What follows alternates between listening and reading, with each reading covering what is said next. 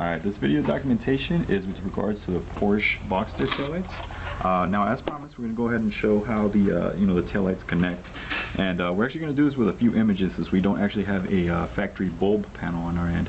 But basically, this will be sort of the lights that you've received, and they'll look like this. And as we discussed over the phone, the rear portion is going to have a lot of sockets right here, open slots for the bulbs to slide into, as well as two LED connectors right here that will function as the brake on the outer and the rear fog light on the inner. Now, for this particular taillight, as you'll see in a couple moments, there's going to be a couple images that will flash up on your screen as to different bulb panels that are available. There's going to be a 6 bulb version and a 5 bulb version. Both will actually fit this, except for the 6 bulb version there will be one bulb that will be unused, so those will come up momentarily.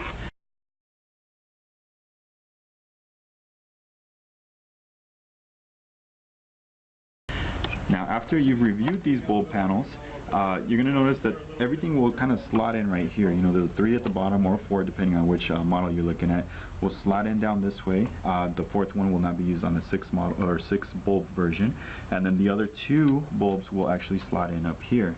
Now, the outermost bulbs, which will be C and E in both of those diagrams, are actually we're gonna get rid of those bulbs, because these are actually gonna take the place of those bulbs.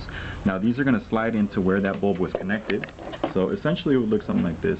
We'll make the pretend that this is the socket. You go ahead and pull that bulb out for sockets C and E, and then go ahead and connect this one in and twist to lock. You'd go ahead and do so for both sides, so that you could connect your brake light and your rear fog light.